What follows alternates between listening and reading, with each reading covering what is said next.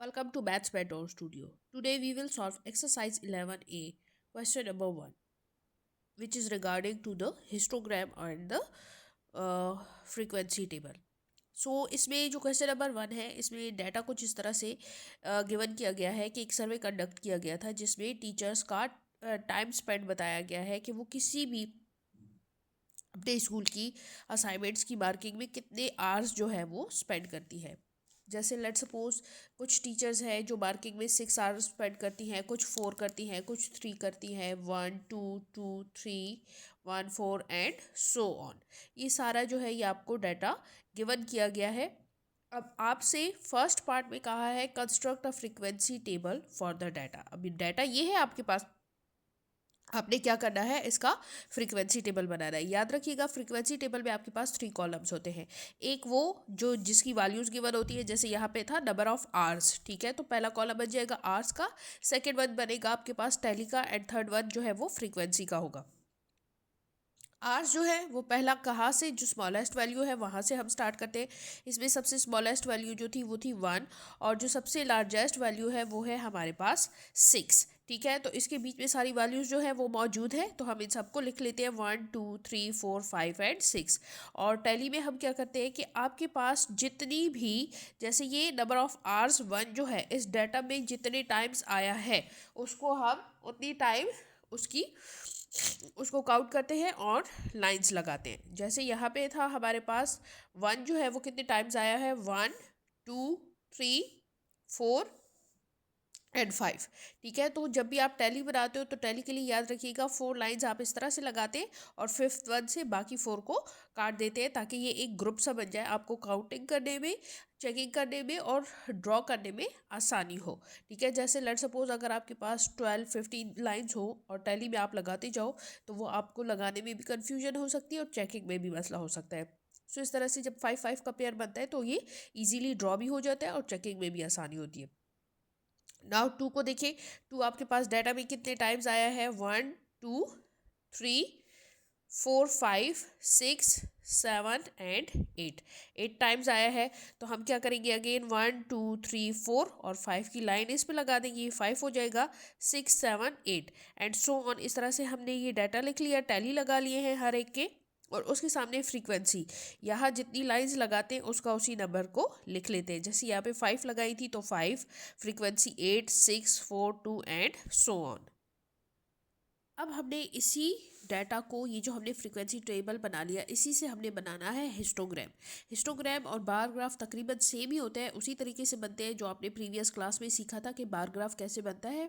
सिर्फ डिफरेंस ये होता है कि हिस्टोग्राम के बार्स जो है वो एक दूसरे के साथ जुड़े हुए होते हैं, एसोसिएटेड होते हैं, और बार ग्राफ में थोड़ा सा इनके दरमियान गैप होता है। अब हर एक ग्राफ के 2 एक्सिस होते हैं, Y axis and X axis, ठीक है। सो ये याद रखिएगा कि वाई एक्सिस की वैल्यू जो होती है वो हमेशा फ्रीक्वेंसी वाली होती है, ठीक है। वर्टिकल वैल्यूज जो है वो हम ये फ्रीक्वेंसी वाले कॉलम से लेते हैं, और ये जो एक्स एक्सिस की वैल्यू होती है ये हम डाटा की वैल्यू से लेते हैं। तो आपने जो ग्राफ बनाना होगा उसमें हाईएस्ट वैल्यू कहाँ तक आपने लेनी है वो आपने इन दोनों कॉलम्स में से चेक करनी है। सो वाई एक्सिस के लिए आप फ्रीक्वेंसी को देखिए, फ्रीक्वेंसी की सबसे लार्जेस्ट वैल्यू 8 है, एक नंबर एक्स्ट्रा ले लिया करें, यहाँ तो नहीं लिया हुआ लेकिन आप एक आध नंबर एक्स्ट्रा ले लिया करें। देन सेकेंड है हमारे पास आर्स, जो कि 1 से स्टार्ट हो रहा है और उसकी लास्ट वैल्यू जो है वो 6 है, तो यहाँ आपने 6 तक ले लेना है। देन फिर हमने क्या करना है, बार्स हम ड्रॉ करेंगे उसके। देखिए 1 आवर पे आपके पास फ्रीक्वेंसी कितनी थी, 5, मीन्स 1 वाले ब्लॉक को हम 5 तक हाई बनाएंगे, ठीक है, इस तरह से बन जाएगा। देन 2 के सामने है 8, मीन्स के 2 वाला जो ग्राफ होगा ये यहाँ से स्टार्ट होगा और कहाँ तक जाएगा, 8 तक जाके इस तरह से बन जाएगा। देन 3 के सामने 6 है तो 3 से स्टार्ट करें और 6 तक हाई लेके जाएं और इस तरह से बार बना लें। 4 जो था वो कितने तक हाई था, वो 4 हमारे पास 4 तक था, तो 4 को 4 तक लेके जाएंगे, 2 एंड 1।